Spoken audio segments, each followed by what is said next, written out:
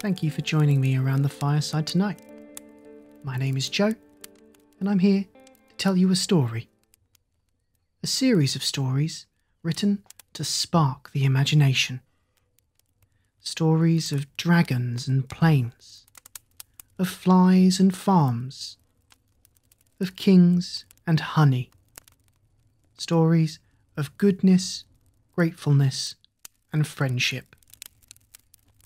Presenting Jacob's Tales, written by Loretta Yono. A charming storybook I heartily recommend picking up for yourself.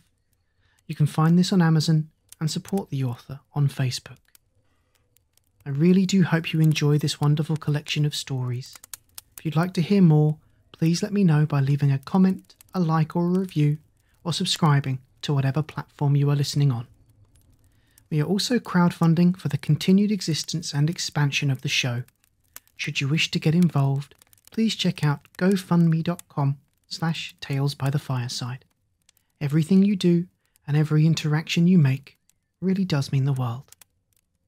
Now please, get comfortable, let go of the daylight, and join me for our story. Jacob's Tales by Loretta Yono. In a faraway country, there once lived a boy named Jacob, and he and his mum travelled to the Napland. They talked about planes, where and how high they were flying, until they both fell asleep. When Jacob and his mum returned home, they brought with them a tale, and then another one, and another one, until they became Jacob's Tales.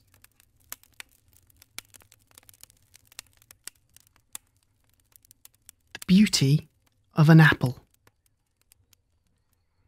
There was once a village. Inside this village was a place called Hedgehog Garden. It was called that because hedgehogs frequented it. Fall was a splendid season in the garden.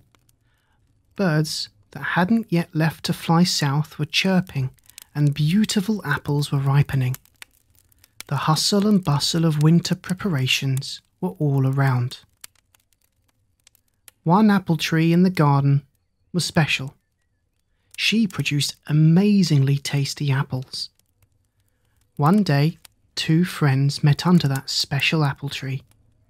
Two sharp-quilled hedgehogs, Tukey and Kooky. As always, they started rolling themselves, as well as the bright red apples, around in the grass. In the heat of the game, they saw it, shining in gold, red in the cheeks. It was the most beautiful apple from the special apple tree. In a blink, both Tukey and Kooky both dashed towards the stunner apple. They both reached the fruit at once, hugged it tightly, and had not even the tiniest thought of sharing. "Mine! No, mine!" they screamed at each other. After a long row, they both became very tired. They sat under the apple tree and pondered on what to do with the apple. "What are we going to do, Kooky?" "I'm thinking," said Kooky. "You know, we could really use a third party. Someone wise, who'd decide to whom the apple belongs, me or you." Oh, I know. Let's go to the wise owl of the forest. Let's put the apple in the bag and go to her," suggested Tukey. "That's a great idea, Tukey," Kooky said. And that's what they did. They put the apple into a bag and set off for the forest.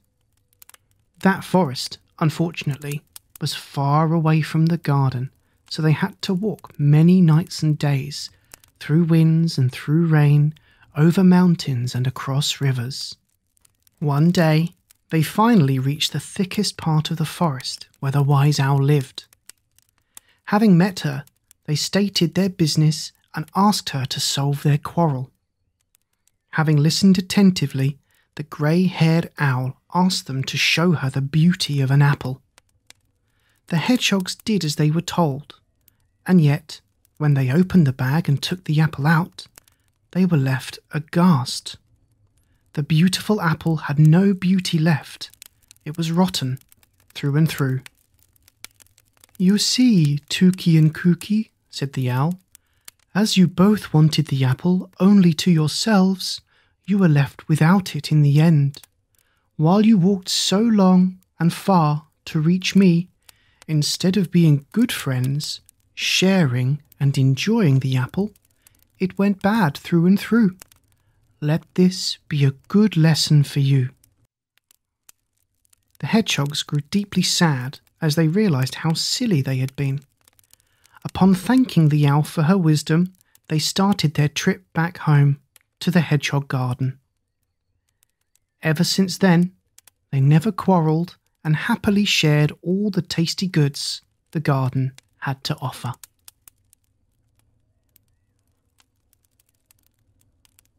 Fifi the Fly. A very long time ago, a fly named Fifi lived on a farm in a village. She was a fun little creature, yet extremely chatty. The rest of the farm's inhabitants had had it up to here with her chattiness. Even the hens, Rin, Anne, and Alice, could not overcome her chatty nature with their clucking. Fifi was also proud of her ability to fly, because none of the other residents at the farm were capable of that. She had a habit of proudly stressing how independent she was and how she could leave the farm whenever she wanted. One time, Rosie, the small fluffy sheep, tossed Fifi a question within earshot of the other animals. "Fifi, ever since the farm came around, and ever since you came around for that matter, you keep talking about how independent you are and how you can just leave us on a whim. Now, why haven't you done that yet?" Fifi the Fly was extremely outraged by such a question. How dare Rosie ask this publicly when all the occupants of the farm, the hens, Anne, Rin and Alice, Bart the old horse, Curry the dog, Lily the kitty and everyone else could hear it. The others joined in on the questioning.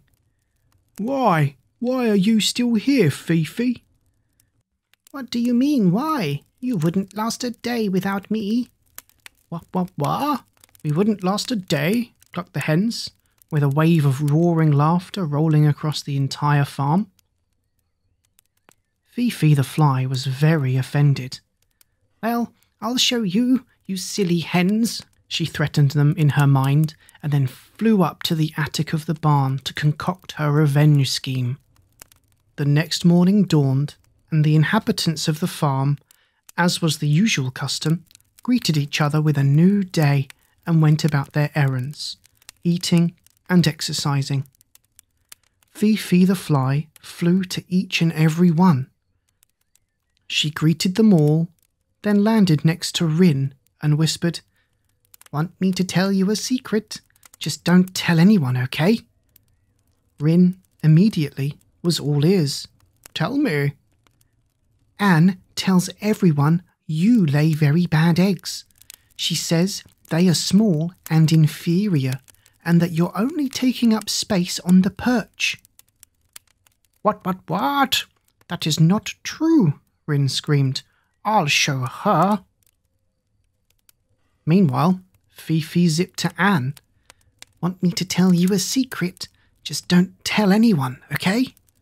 Anne was also very interested. "Tell me." "Alice tells everyone you lay very bad eggs. She says they are small and inferior and that you're only taking up space on the perch." What? That is not true," Anne screamed. "I'll show her." Then Fifi dashed to Alice and gave her the same story. "Want me to tell you a secret? Just don't tell anyone, okay?" Alice was curious, just like the others. "Tell me." "Rin tells everyone you lay very bad eggs. She says they are small and inferior, and that you're only taking up space on the perch." What? That is not true," Alice screamed. "I'll show her."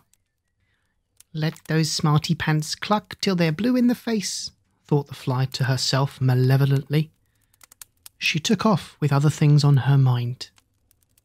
Soon after, there was an unprecedented clamour at the farm. Everyone ran to the barn to check what was going on. What they found were the 3 hens, Rin, Anne, and Alice, going at each other. They were clucking so loudly you couldn't make out a thing they were saying. But the old horse lost it and suddenly blared, "Enough!" That startled everyone. No one had ever heard Bart howl like that. Even the hens fell silent. Then Bart asked, "What's the big deal, eh? We haven't had such madness ever since the farm started." "Anne said my eggs are inferior," started Rin. "I said no such thing," screamed Anne in an outrage. "It's Alice who said my eggs were bad. She also said I do nothing but take up space." "What? I never said that. It's Rin who gossiped about my eggs being bad." Alice could hardly contain herself. All the witnesses were very confused as to who said what to whom. But Bart the old horse had plenty of wisdom. He figured something was up. "And who has told you all that?" he asked the 3 egg layers. "Fifi the fly," all 3 responded in a choir. Fifi was not expecting such a turn of events. "What? No, they're lying," she said, immediately on the defensive. "No, Fifi, that is not true. I heard exactly what you said to each of them," meowed Lily, the pretty kitty. Fifi the fly was left speechless. All the inhabitants of the farm were seriously angry with her. She got very frightened and, out of fear, she forgot how to fly, falling down into a pile of dung. After falling, dung got on her tongue, and that made her tongue numb. Ever since then, she wasn't able to say a word, and all her chattering was reduced to a buzz. And that is the story of Fifi the fly. Little Jacob's Plane.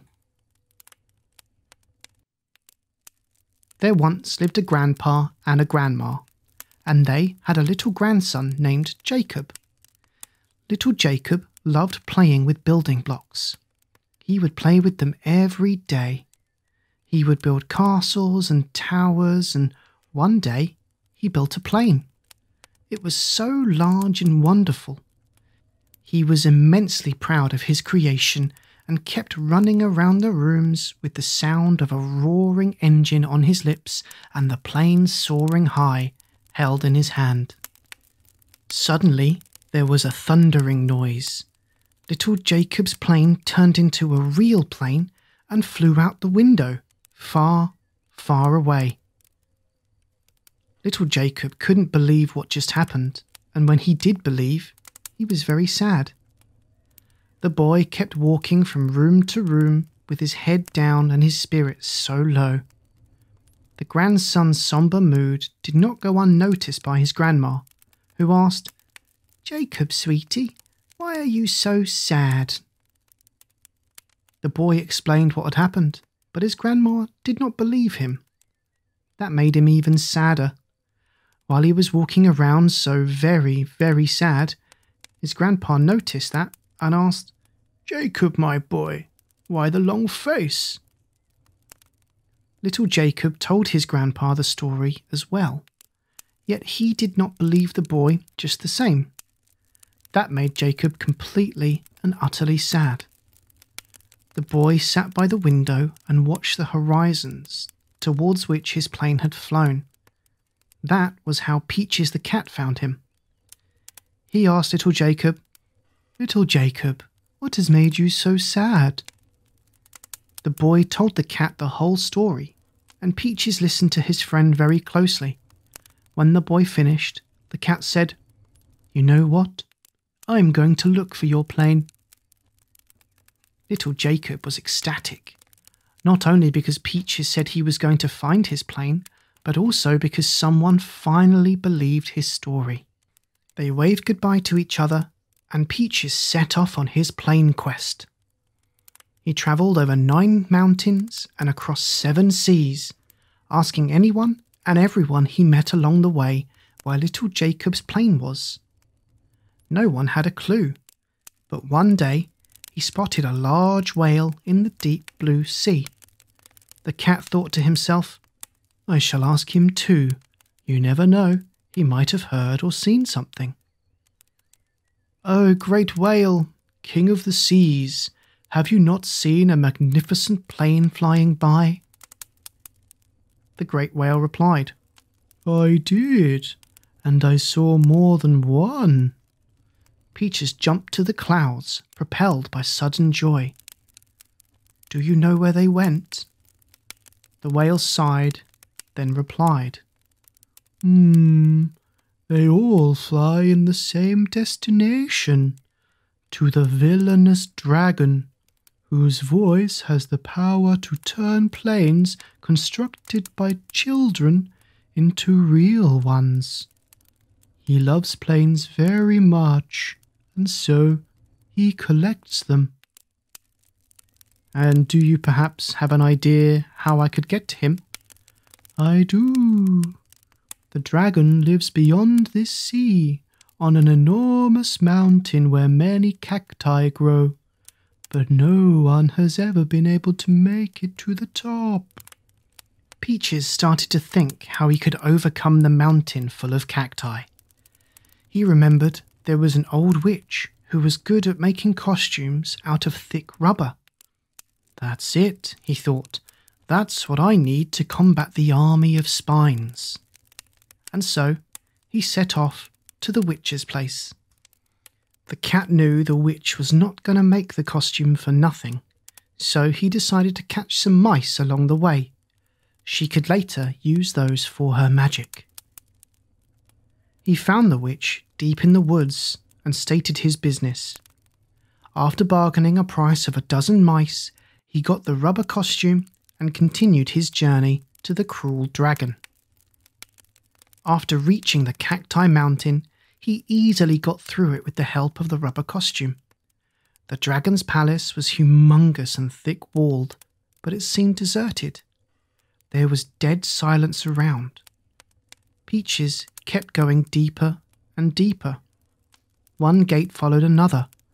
Finally, he reached a large room and peeked through the keyhole to see the vicious dragon. The cat was very surprised by what he saw. The vicious dragon did not seem even a bit vicious. Instead, he seemed very sad. Peaches decided to not be afraid and go straight to the dragon. "Whatever happens, happens," he thought. He went into the room and said, "Oh dear, kind dragon, I have come to humbly ask you to give back my friend's plane. Little Jacob is dismal without it." The dragon nearly bit his tongue off after seeing his visitor was a cat in rubber, and he was even more surprised when he was addressed so politely for the first time in his life. He looked at the cat with his big eyes and murmured, "You truly believe me to be good?" Peaches replied, "Yes, I believe that, and I think you're very sad in here, and you need friends." The dragon even got a tear in his eye. "Would you be friends with me? Could we play with planes together?" "Of course," said Peaches, "but these planes are neither mine nor yours. We cannot play with them. You must return them because the children are unhappy without them, just as you are unhappy here when you are alone." The dragon looked deep in thought. "But then, what are we going to play with?" Peaches didn't even bat an eye. "We will build our own planes. We shall ask my friend, little Jacob. He can teach us." The dragon smiled, showing his large teeth. "I will return the kids their planes. I wanted them so badly I hadn't thought children would become so sad without the planes." After saying that, he roared thunderously 3 times. Many planes went up into the sky towards different places, back to their little creators.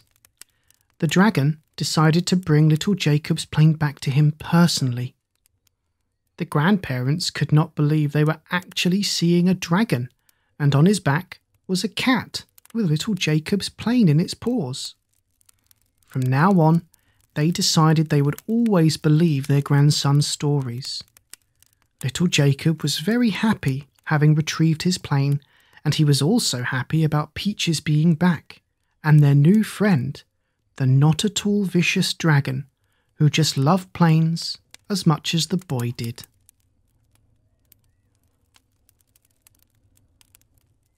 The Slacker and the Ant.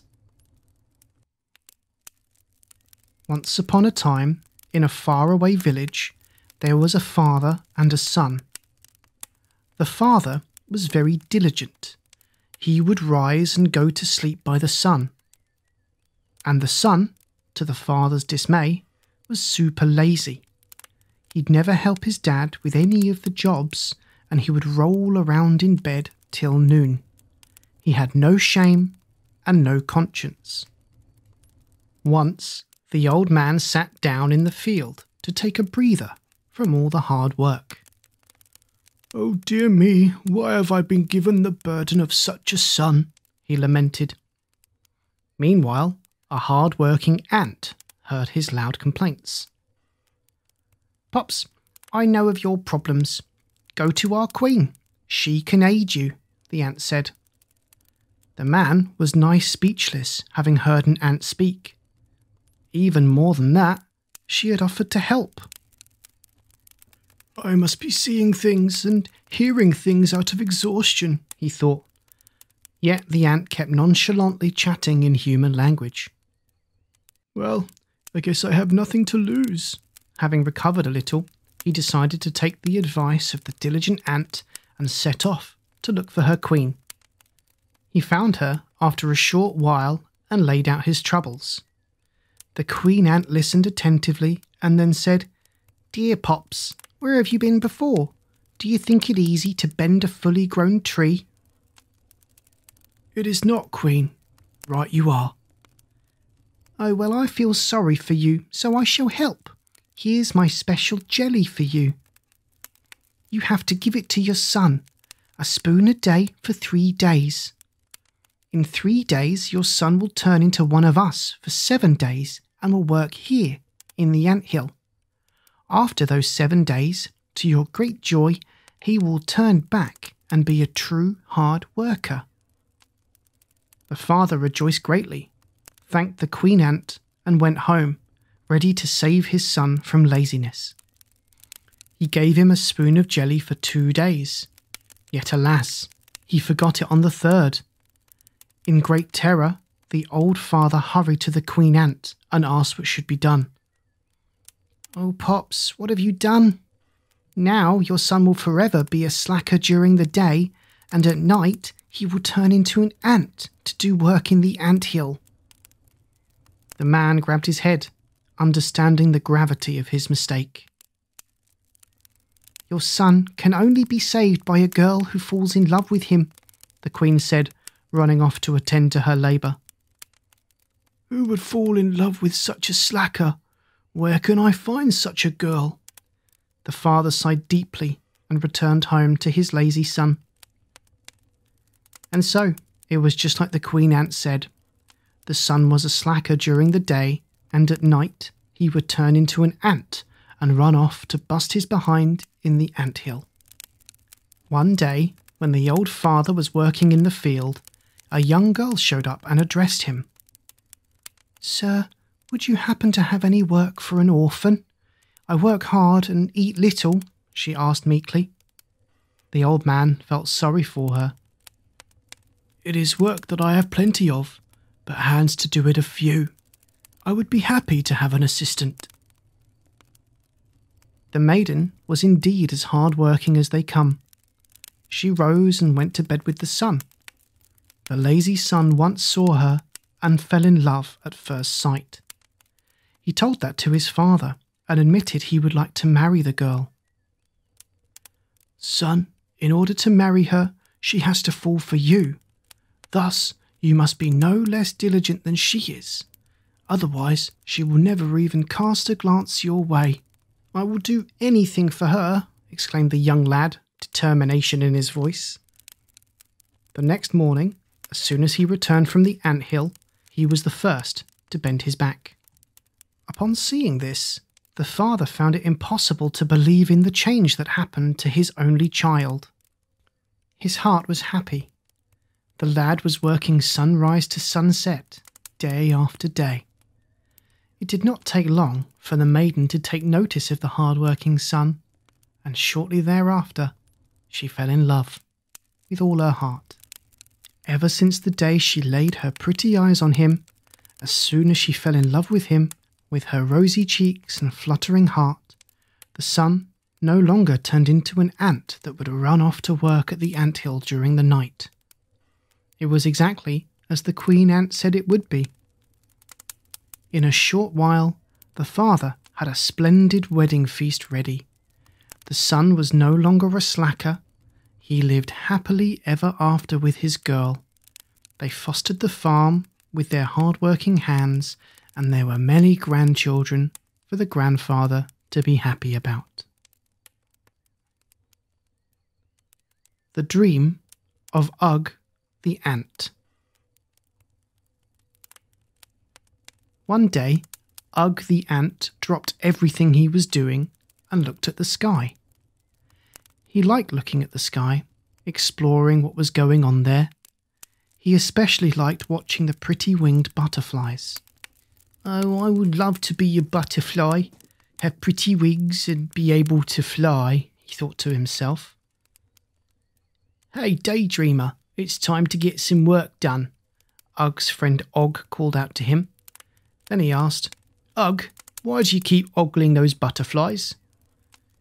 "Do you have a dream, Og?" "No, I don't. And why would I ever need a dream, Ugg?" "Well, I do. I want to be a butterfly." "A what?" "Well, would you just listen to that? He wants to be a butterfly." "Yeah, what's so wrong about it? They have pretty wings and can fly," muttered Ugg sadly, and went back to work with his head down.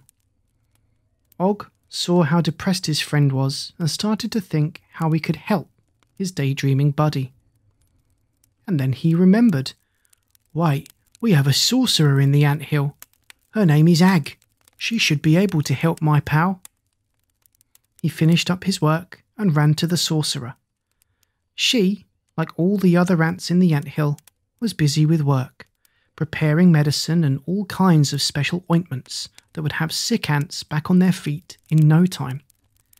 Seeing Og, Ag the sorcerer seemed surprised. "You don't look sick. What brings you here?" Og stated the reason for his visit. "I never thought there would be enough time for dreaming in our ant-hill where one work is chasing another. Isn't he happy being the member of the oldest, most diligent family around? Isn't that a dream?" "It seems not. Can you help in any way, Miss Ag?" "Yes, I can help, but there will be no way back. You can tell him that right now." Having received an answer, Og flew straight to Ugg to tell him what Ag had said. Ugg could not believe his ears. "My dream shall come true. Woohoo!" "But keep in mind there will be no way back. Once turned into a butterfly, you will not be able to go back to being a splendid little ant." "It doesn't matter, Og. I will be flying." "And what about your family? What about me, your friend? You are going to leave us forever. Do you understand that?" "It doesn't matter. I will be flying." Ugg could not contain his joy and ran straight to Ag the sorcerer. She gave him a magical potion and told him to drink it before sunrise. She also reminded him there would be no way back. Ugg the ant assured her he understood and ran home to anxiously wait for the sunrise. The next morning, just as the sun rose, Ugg drank the entire potion, precisely as the sorcerer told him to. And the miracle did happen. Ugg, the little ant, turned into a beautiful butterfly. He grew wings, radiant with all the colours of the rainbow. He flapped them and rose up to the sky. The entire anthill came to watch the spectacle. Some admired him, others were in awe, and others expressed dissatisfaction. Yet Ugg kept scraping the blue skies left and right, observing the beauty of the earth from above. Meanwhile, his friend Og shed a tear. He was sad about no longer being able to run around and work with his friend. That used to be so fun. And so, one day had passed. Then another. Ugg kept flying and flying around. Yet, he was missing something. Sitting on a leaf, he kept thinking what it could be. He thought, then thought some more. And then it hit him. I know. I'm missing my buddy Og, and my family, and the anthill. It's so much fun to fly, but what's good from my dream if the ants dearest to me are not around? Why didn't I consider there would be no way back? He flapped his wings and flew to his buddy Og. Og, it's me, Ugg, he shouted upon seeing his friend. How are you holding up? Oh, Ugg, it's good to see you. I'm doing fine, but we all have missed you greatly. It's not the same without you around. I know, pal. I miss all of you as well. I regret not having thought everything through. Could you please go to Ag and ask if there is, perhaps, any sort of way we could fix everything? All right, Ugg. I'll go and ask. I'm very happy to see you, Og replied, and ran straight to the sorcerer. Ag the sorcerer said this upon seeing Og. I've been waiting for you to return. Has your friend changed his mind? I told him there would be no way back. Not even a teeny-weeny way? Asked Og hopefully. He must be a really dear friend if you chose to go through so much for him. Oh yes, Miss Ag. It is a true treasure to have a friend like you, Og. There is a teeny-weeny way. He can stay at the anthill and help us with our work, but unfortunately, he will not be able to turn back into an ant, said Ag, cheerlessly. Og returned to Ugg and told him the sorcerer's words. You'll probably want to leave us and fly away with your new family, the butterflies. No, Og, I'm staying. This is my family, and you are my best buddy. This is my home. Really, Ugg? Og asked, bursting with joy. Really? I did not consider how dear all of you are to me. My dream is worthless if I cannot share it with those I cherish the most. From then on, every day, you could see the same splendid butterfly hovering over the large anthill.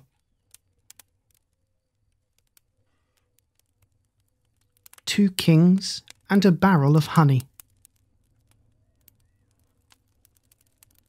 Once upon a time, in a land far, far away, there were two kings. Their kingdoms neighboured each other. One of the kings ruled wisely. His kingdom was prospering. The people were well fed and loved their ruler. And the other was the opposite. He was a true tyrant. His kingdom was drowning in poverty. The people were revolting, and one disaster followed another. That evil king was very envious of the good one. One day, he sent his aide to spy on why his neighbour was doing so well. The aide travelled to the kingdom next door, sniffed out every little detail, talked to a dozen peasants and servants of the wise king, and returned to the tyrant, bearing the news. Well, tell me what you've learned, said the tyrant anxiously. My liege, I have questioned a dozen peasants and servants, and here is what I have learned. It is said that our royal neighbour keeps a magical barrel of honey deep down in his cellars, secured with 9, or perhaps 99, locks.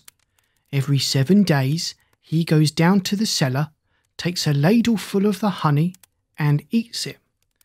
They say that it is the honey that grants him the wisdom to rule his country, thus his great success. Ah, so that's his game. I knew the fool had a secret behind his amazing success. Gather all the best warriors and the most cunning thieves. I need that barrel of honey.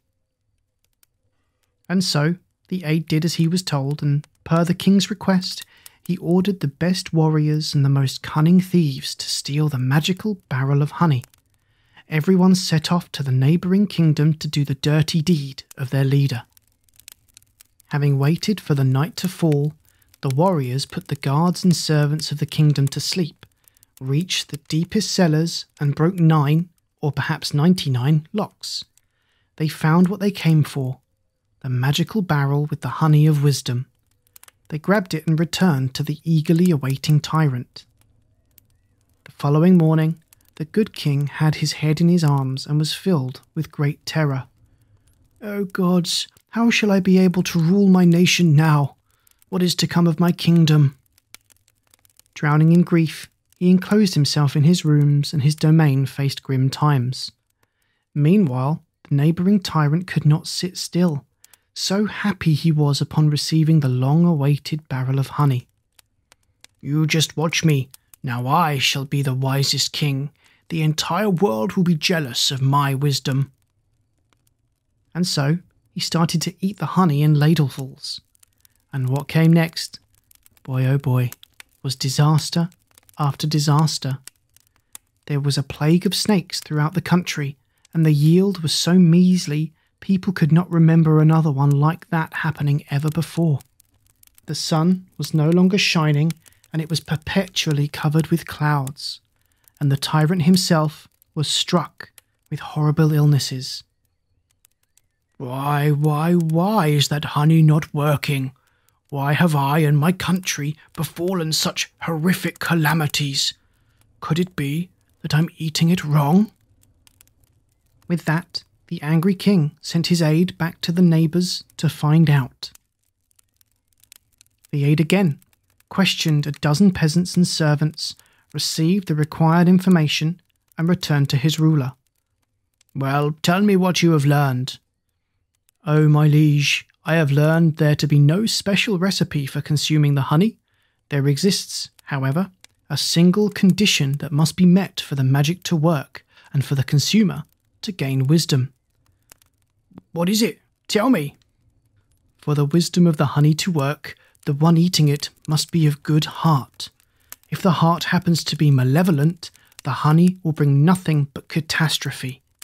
Thus, if we do not return this barrel, we shall surely perish."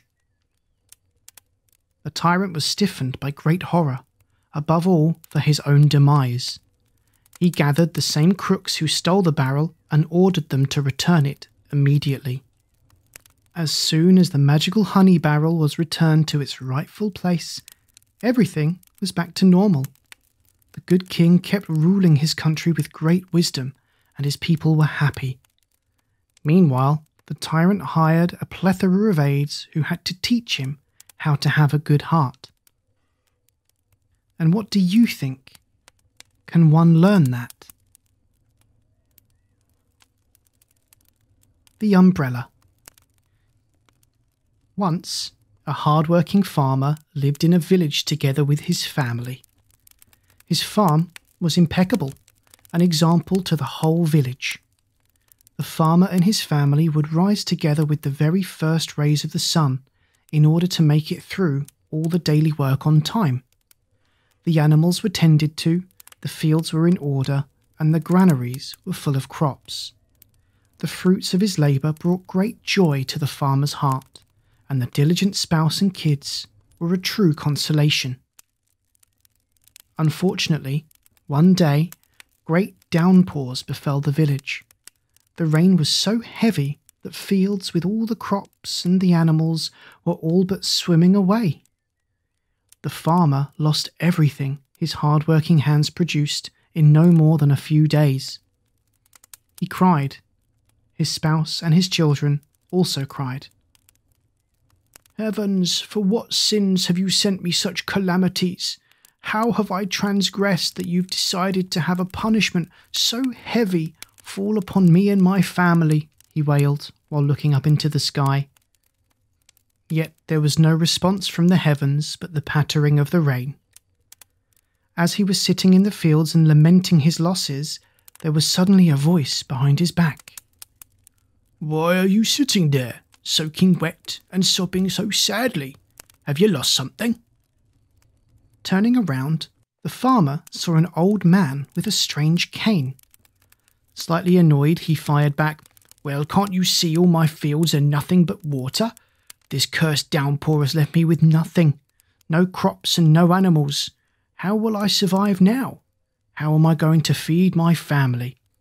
"Not a pleasant experience indeed, but maybe the sky can teach you a valuable lesson," said the old man, speaking in a slow, hoarse voice. "Old man, do not anger my heart any more. There is enough ire in it as it is. What kind of lesson could this be? It's the most severe punishment. Go away," shouted the farmer. "I feel for you, and I would like to help." "And how in the world can you help me, old man?" "You'll have to trust me and do exactly as I say. Here, take this umbrella," said the old man, giving his strange cane to the astonished farmer. "Every morning, as soon as you get out of bed, you are to open it. While standing underneath, you must find something you are thankful for. But remember, this ritual has to be repeated each and every morning." "You've got to be joking." The farmer couldn't believe his ears. "I have no time for such nonsense. And even then, what should I be thankful for?" "As you wish. I'm leaving the umbrella to you, and I shall return for it in a few days." After that, the old man walked away. The farmer sat in the fields for quite a while after that and set off towards home when it got dark. He took the old man's umbrella with him. "I'll put it somewhere safe. He said he'd come back for it," the farmer thought. Thus a new morning dawned, and yet there was no work. Everything was lost. The farmer was just sitting there, looking at the umbrella he received from the strange old man the day before. He kept looking at it, and when no one was home, he put it up, stood underneath, and started to think. "What should I be thankful for?" he thought, and then thought some more. "Oh, I know. I'll give thanks for my wonderful wife. Thank you." He smiled to himself, closed the umbrella, and put it under the bed. The farmer walked outside, and would you look at that? The clouds seemed to have dispersed a little, and some light appeared to be shining through. As he stood there and kept looking around, what do you know? There was his beloved cow, walking back home unscathed. The farmer rejoiced. "The heavens showed us pity. My dear family will have some milk on the table. Maybe the old man's umbrella indeed has some sort of powers," he thought to himself. The next morning, while standing under the umbrella, the farmer gave thanks for his cow. And oh, what a miracle! Walking outside, he saw all his crops completely intact, untouched by the rain. And so the farmer gave thanks every morning. Due to this gratitude, the farm not only returned to its former glory, but grew even bigger. The farmer rejoiced over his farm, and he took great pride in the plentiful yield. Alas, all this good stuff got to his head, and he forgot to give thanks every day. Shortly thereafter, a terrible storm crashed into the village and flooded the whole farm again. And again, the farmer was left with nothing.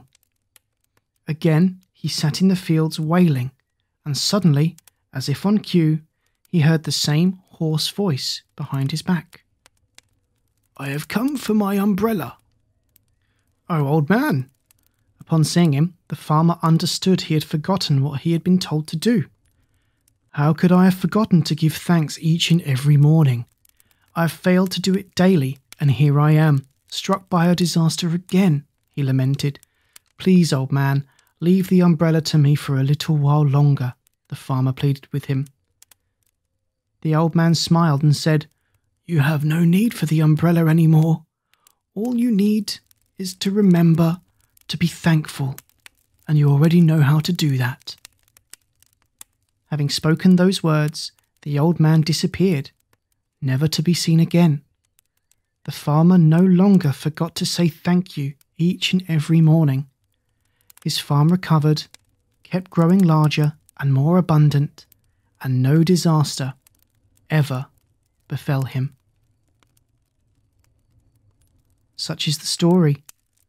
Only, do you think it was the words "thank you" that were responsible for all those miracles? The end. Good night.